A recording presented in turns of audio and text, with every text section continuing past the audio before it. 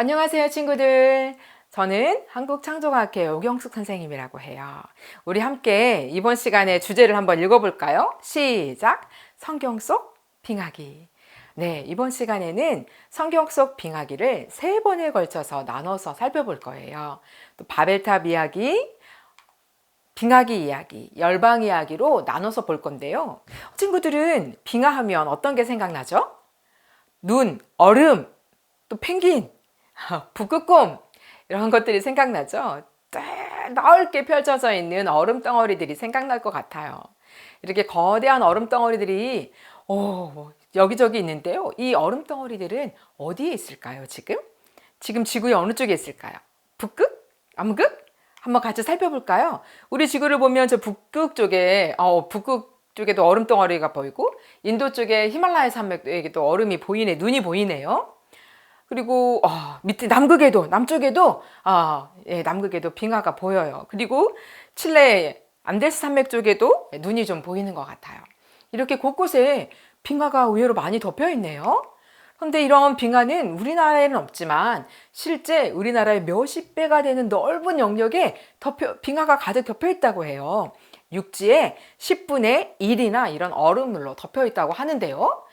그렇다면 이 빙하는 다 언제 또 어떻게 만들어진 걸까요? 자, 이제 우리가 이것에 대해서 알아보기 위해 우리가 무엇을 먼저 살펴봐야 할까요? 성경을 살펴볼 거예요. 성경은 역사책은 아니지만 우리가 살고 있는 모든 땅에 대한 그리고 모든 인류에 대한 기록이 담겨져 있거든요.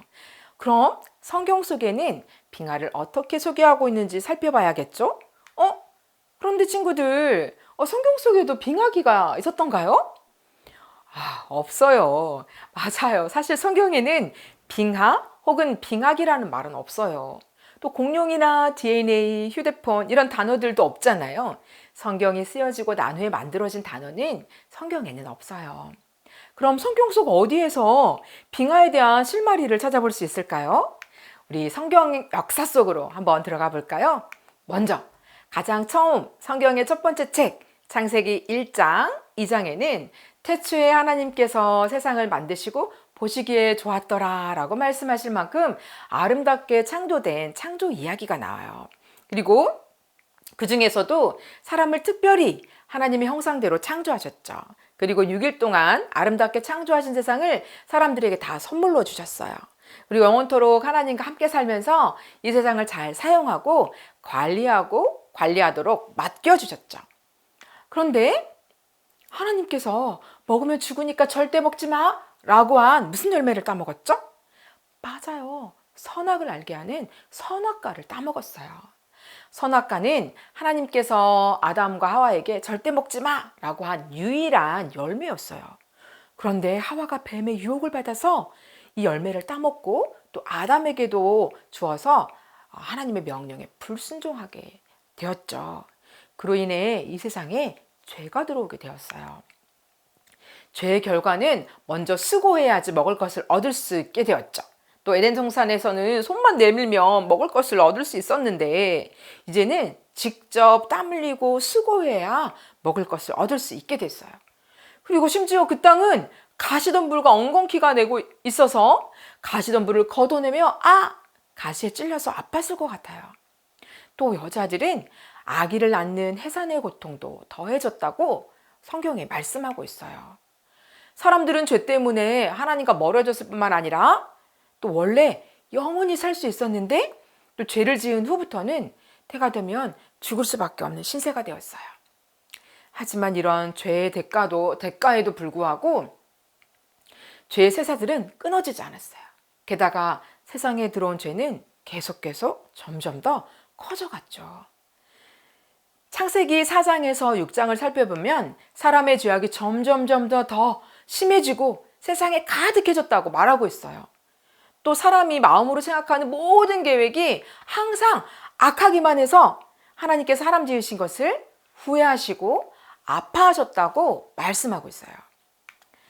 공평하고 정의로우신 하나님은 죄악으로 가득 찬 세상을 더 이상 두고 보실 수 없으셨어요.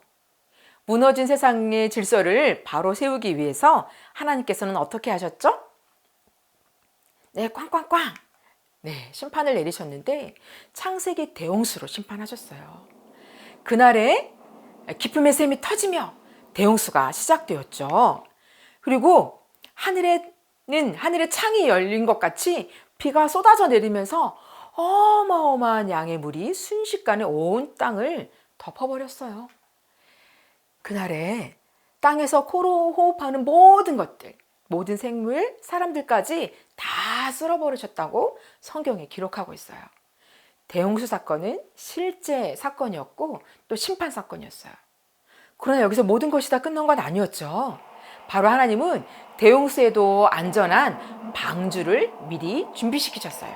이 방주는 대홍수 때 생명을 보존할 수 있었던 유일한 길이었어요. 이 땅을 심판하실 수밖에 없으셔서 대홍수를 일으키셨지만 하나님의 마음은 심판보다는 구원에 있었다는 것을 알려준 사건이에요. 하나님께서는 온 땅을 심판하셨지만 방주를 통해 노아와 그 가족들 그리고 생물들을 구해주셨죠.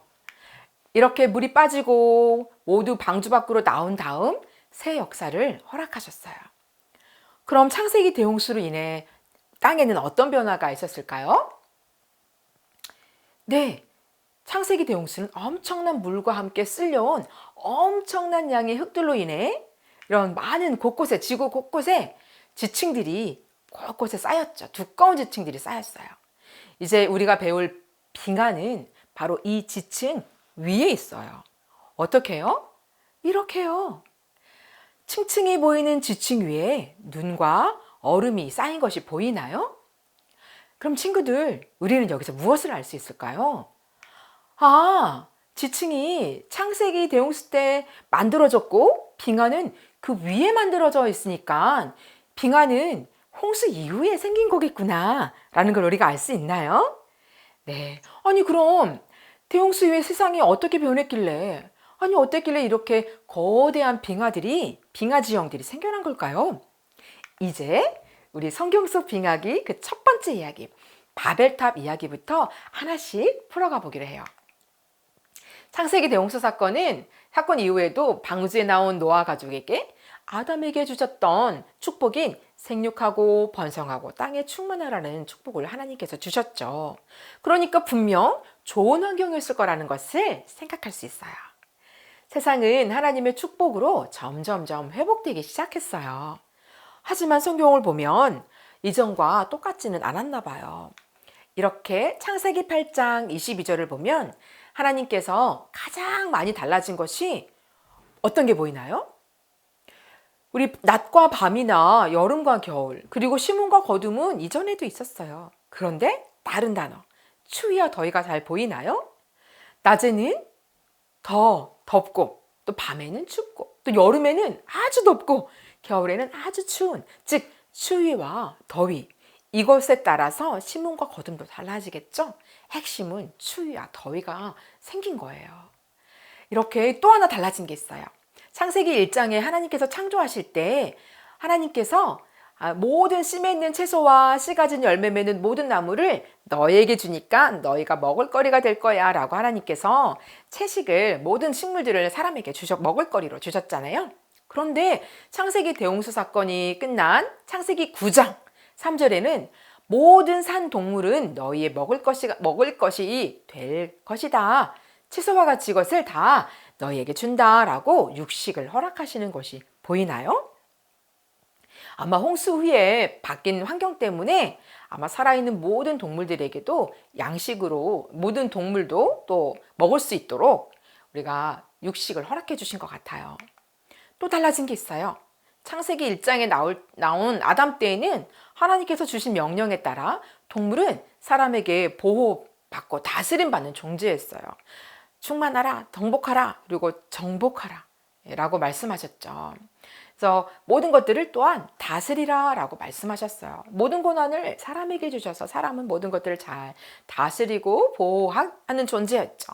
아마 동물들도 무서워하지 않았을 것 같아요. 그런데 창세기 9장 대홍수 이후에는 하나님께서 이 모든 동물을 사람들을 두려워하고 무서워 하게 하셨어요. 아마 이때부터 아마 사냥이 시작될 수 있다고 볼 수 있지 않을까요? 이렇게 무서워 하고 동물들이 사람을 피해 다니기 시작했어요. 이처럼 대홍수 이후에 이 땅에는 여러 가지 변화가 있었지만 그럼에도 정말 충분히 살기 좋은 땅이었다라는 것을 우리가 알 수 있어요. 왜냐하면 아까 말했지만 하나님께서 노아 가족에게 아담에게 주셨던 축복, 생육하고 번성하고 땅에 충만하라는 그 축복을 주셨기 때문에 아담 때와 비슷하지는 못해도 그래도 살기 좋은 땅이었을 거라는 것을 우리가 짐작할 수 있겠죠. 선생님, 그럼 또 다른 확인할 방법은 없을까요? 대홍수 이전에 얼마나 살기 좋았는지 우리가 확인할 방법은 없나요? 있죠. 우리가 한번 살펴볼 거예요. 그 전에 먼저 퀴즈 하나를 내볼게요. 다음 사진에 나오는 화석은 어떤 화석일까요? 이름이 무엇일까요? 긴 상아가 있네요. 그런데 뼈만 가지고 있는데 네, 혹시 모르는 친구들 있다면 사이에 가운데 긴 코가 있어요. 네, 맞아요. 우리 많은 친구들이 알고 있는데 바로 매머드, 맘모스라고도 불리는 매머드예요. 이 친구들은 살아있는 매머드를 본 적 있나요? 없어요. 왜냐하면 매머드는 과거에 살았지만 지금은 멸종되었거든요. 멸종된 건 매머드만이 아니죠. 바로 이 공룡 같은 경우도 멸종되었잖아요. 근데 이렇게 매머드와 공룡은 모두 멸종되었기 때문에 화석을 통해서만 우리가 확인할 수 있어요. 그런데 두 동물 사이에는 화석 사이에는 조금 다른 점이 있어요. 바로 화석이 발견됐을 때 당시의 모습인데요. 나는 너랑 다르거든. 어떤 모습일까요? 공룡은 이게 중국의 공룡 화석 단지에서 살펴본 공룡 화석을 살펴봤더니 거의 대부분의 모습은 온전한 모습이 아니라 이렇게 자세히 살펴보면 이렇게 뼈가 산산조각 난 채로 이렇게 막 흩어져 섞여서 같이 묻혀 있는 것이 관찰돼요. 이런 화석들은 창세기 대홍수 때 거대하고 빠르게 덮쳐오는 물을 먼저 만난 쓰나미와 같은 것들을 만나면서 물살이 휩쓸리면서 여기저기 부딪히고 부서져서 또 땅에 묻혔을 거라는 것을 보여주고 있는 것 같아요. 그런데 공룡과는 다르게 매머드 화석들은요, 이렇게 거의 대부분 몸체 뼈가 통째로 발견되는 거예요. 어쩌다 한두 마리가 아니라 대부분의 수많은 매머드들이 이렇게 통째로 발견되는데요. 뿐만 아니라 이렇게 매머드에 뼈만 있는 모습만 남아있는 것이 아니라 공룡과는 달리 이렇게 살점까지 또 털까지 긴 코까지 있는 것이 발견되었어요. 이렇게 생생한 것을 확인할 수 있었는데요. 어떻게 매머드가 이렇게 생생한 모습으로 발견될 수 있었을까요? 맞아요. 바로 빙하기 때 눈속에 묻혀서 얼어버려서 이렇게 죽게 된 매머드였기 때문에 우리가 그대로 발견할 수 있었던 것 같아요. 그래서 우리 텔레비전이나 인터넷, 애니메이션을 보면 이런 이미지 본 적 있죠. 매머드가 꼭 얼음 빙하 위를 걸어 다녀요. 사람들은 이렇게 이야기를 만들면서 항상 그래서 빙하 위에 매머드가 이렇게 사는 것처럼 보여지는데요. 그 이유가 있는데요. 실제로 매머드 화석들은 아직도 눈과 빙하로 덮여 있는 이런 북쪽 치운 지역에서 발견되고 있기 때문이에요. 위성 사진으로 이렇게 하얗게 보이는 지역들, 시베리아 북미 지역들 말이죠. 이렇게 여기 매머드가 발견되는 곳은 여기 노란 점이 있는 곳들인데요. 지금도 이 얼어있는 땅에 아직도 발견되지 않는 매머드가 500만 마리나 된대요. 얼마나요? 500만 마리나 더 있을 거라고 보고 있대요. 그렇다면 매머드 화석이 지층 위에 있는 얼어있는 땅이나 또 빙하에 남아있다는 것은 무엇을 말해주는 걸까요? 우리가 아까 배운 것처럼 지층이 언제 만들어졌다고요? 홍수 때 만들어졌죠. 창세기 대홍수 때 만들어졌으니까 이렇게. 그리고 그 위에 매머드가 있다는 것은 매머드가 대홍수 이후에 생육하고 번성하고 충분히 살아갔었는데 어쩌다가 언젠가 어떤 사건을 경험한 것 같아요. 그러니까 우리는 이런 얼음이 쌓이기 전에는 분명히 홍수 이후에 살기 좋은 환경이었잖아요. 그럼 이제 매머드가 대홍수 이후에 어떻게 살아갔는지 먼저 한번 살펴볼까요? 우리 매머드에는 이렇게 두 가지 종류의 매머드가 있대요. 컬럼비안 매머드와 울리 매머드가 있어요. 이렇게 컬럼비아 매머드는 미국의 북쪽 지역에서 주로 발견되어지는데요. 또 캐나다 이쪽에서 발견되어지는데요. 이렇게. 그리고 털이 복실복실한 울리 매머드는 시베리아 지역에서 주로 발견된대요. 이렇게 매머드는 몸집이 코끼리 정도이거나 또 코끼리보다 좀 더 훨씬 더 크다고 해요. 매머드의 상아를 발견했는데요. 길이가 3.3m예요. 와, 그리고 거의 진짜 어른의 키 2배 정도 되잖아요. 근데 이 상아의 길이가 이 정도면 또 100kg이라면 와, 이 매머드의 전체 크기는 몸집은 얼마나 컸을까요? 그런데 친구들, 이 매머드들이 발견되는 곳은 이렇게 추운 곳이란 말이죠. 근데 과연 이 매머드가 이 추운 곳에서 잘 번성하며 살 수 있었을까요?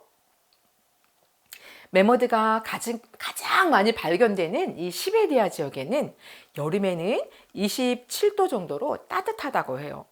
하지만 겨울에는 영하 12도에서 영하 50도까지 내려가는데 그 추위 때문에 정말 이 동물들이 살기 쉬웠을까요? 살 수 있었을까요? 그리고 겨울은 길잖아요.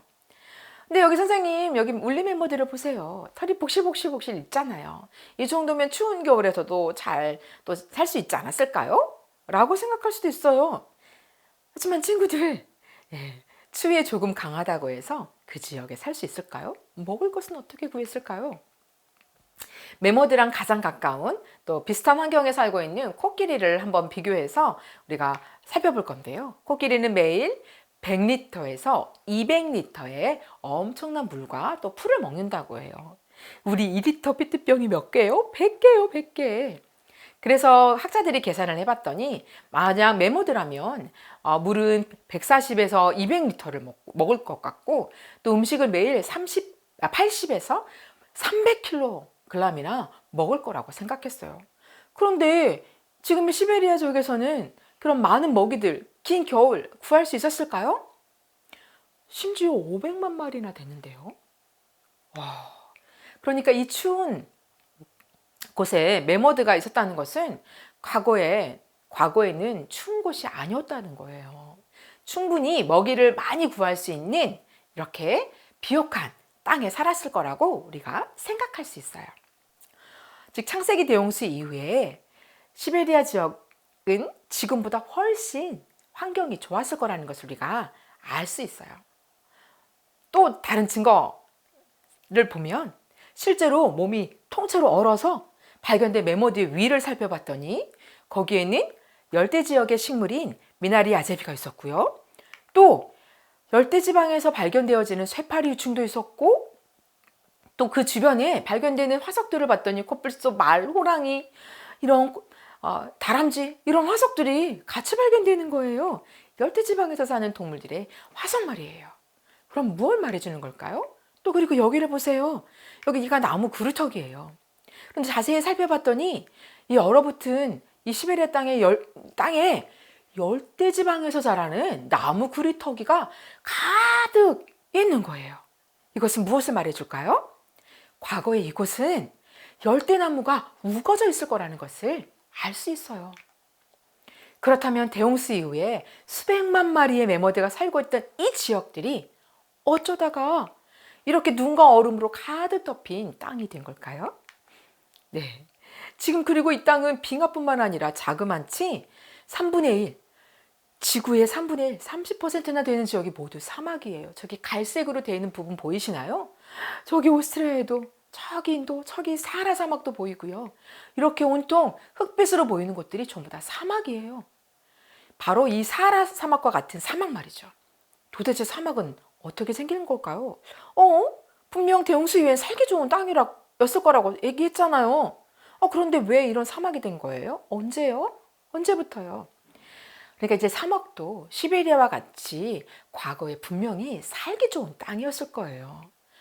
증거를 한번 몇 가지 살펴볼까요? 바로 화석이에요. 여기 사하라 사막에서 발견되는 화석들, 여기 동물의 뼈가 보이나요? 그리고 다양한 바다 생물 화석과 식물 화석도 발견되고 있어요. 그리고 심지어 사막엔 살 수 없을 것 같은 공룡 화석으로 보이는 화석도 발견되고 있어요. 분명 대홍수 이후에 살기 좋은 땅이라고 했잖아요. 아니, 어쩌다가 오늘날에는 사람이 살 수 없거나 정말 살기 힘든 이런 사막이나 빙하 지형이 생겨난 걸까요? 또 넓어지게 된 걸까요? 홍수 이후에 무슨 일이 있었던 걸까요? 먼저 우리 성경을 통해 한번 살펴볼 거예요. 우리가 창세기 9장에서 11장 이런 사건들이 기록되어 있는데, 이 땅에 대한 사건과 모든 기록이 다 성경에 기록되어 있는 건 아니지만 우리가 힌트를 얻을 수 있는 게 있어요. 그럼 창세기 대홍수가 끝난 이후 과연 무슨 일이 있었을까? 같이 살펴볼까요? 대홍수가 끝나면서 방주는 아라랏산에 머물렀죠. 그리고 노아의 가족들은 이 방주에서 나오면서 사람들의 역사는 다시 시작됐어요. 노아와 그 아내, 또 그리고 세 아들과 또 세 아들들의 며느리들은 딱 며느리들 다 이렇게 8명으로 시작했죠. 하나님께 감사의 제사를 드렸고, 또 그리고 하나님께서 다시는 물로 심판하지 않겠다고 약속해 주셨어요. 그리고 하나님께서 축복해 주셨죠. 생육하고 번성하고 땅에 충만하라 라는 축복 말이죠. 아담에게 주신 축복과 같은 축복이라고 했잖아요. 이렇게 하나님께서 하나님의 말씀을 따라 이곳 아라랏산에 내려와서 여기에서부터 그 주변으로 생육하고 번성하며 살기 시작했어요. 노아의 세 아들인 셈과 함과 야벳 후손들이 동서남북으로 흩어져며 살아갔어요. 이때 동쪽으로 가던 노아의 후손들 중에 시날이라는 평지를 만난 사람들이 그곳에 머무르게 됐는데요. 이 시날 지역에서 머물게 된 사람들이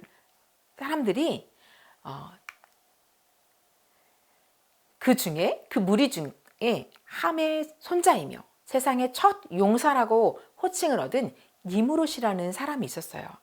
니무롯은 정말 그 세상에 가장 힘이 세고 용감한 사람이었는데, 니무롯은 그로 인해서 사람들이 몰려오고 또 힘센 사람에게 많이 사람들이 따랐던 것 같아요.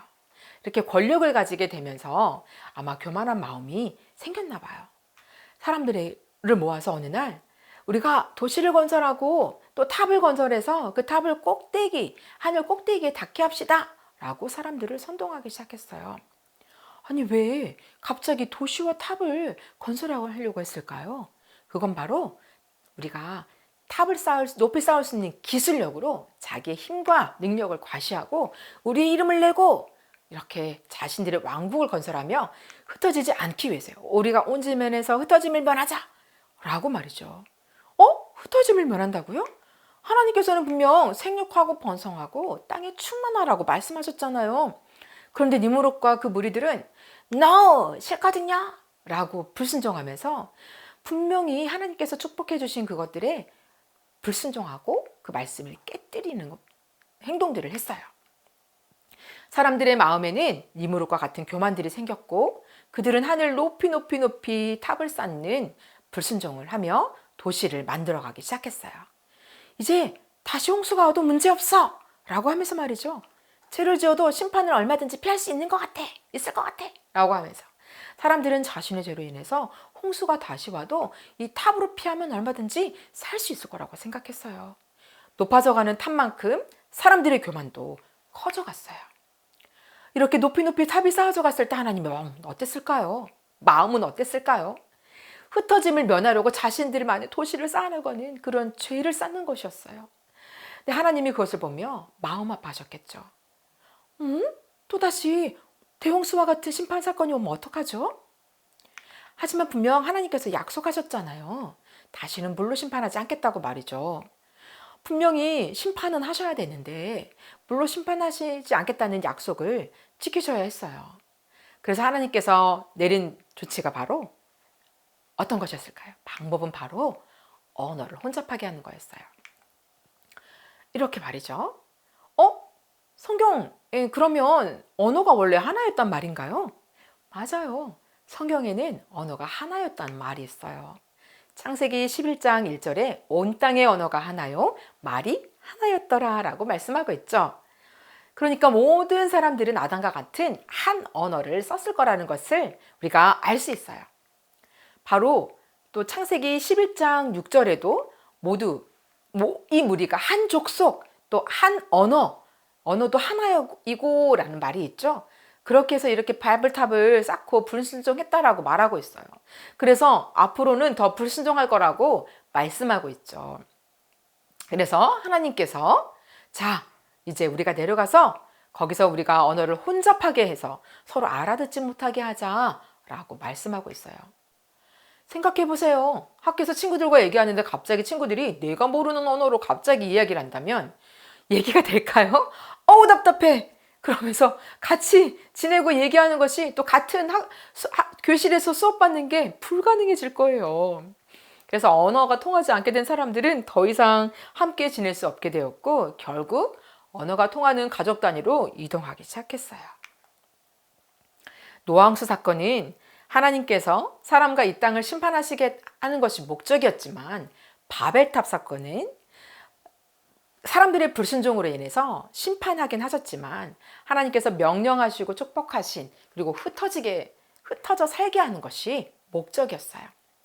바벨탑 사건의 결과로 사람들은 온 땅 곳곳에서 흩어지게 되었는데요. 사실 하나님은 또 하나님께서 명령하신 명령을 우리가 이룰 수 있도록 잘 지킬 수 있도록 도와주신 거기도 해요. 이것이 바로 창세기 9장에서 11장까지 나오는 바벨탑 사건에 들어있어요. 그런데 이 사건과 빙하기가 무슨 관련이 있냐고요? 다음 시간에 우리가 그걸 같이 나눠볼 건데요. 기대하세요. 자, 오늘 친구들은 빙하기가 창세기 대홍수 이후에 만들어졌다는 것을 배웠어요. 그리고 대홍수의 바벨탑 사건이 있었다는 것도 알게 되었죠. 바벨탑 사건은 하나님께서 모든 사람들과 동물들을 충분히 살기 좋은 환경을 허락하셨음에도 불구하고 니무롯과 사람들이 하나님의 명령에 싫거든요 하고 불순종한 죄를 지은 사건이었죠. 하나님께서는 교만을 가장 싫어하세요. 교만은 하나님께서 가장 싫어하는 죄 중에 하나예요. 교만은 하나님보다 더 높아지려는 마음을 갖는 것이잖아요. 하나님보다 높아지려는 마음은 결국 니무롯과 같이 내 생각대로 내가 하고 싶은 대로 할 거야 라고 그렇게 내 생각대로 행동하고 살아가게 만들어요. 우리 친구들은 어떤가요? 예수님을 믿고 하나님의 자녀가 된 이후 또 하나님의 말씀에 잘 순종하고 있나요? 아니면 우리 친구들 마음이 아직도 엄마 모르는 것 같은데 아니 하나님 내가 하고 싶은 건 그게 아닌데요. 이런 마음들은 없나요?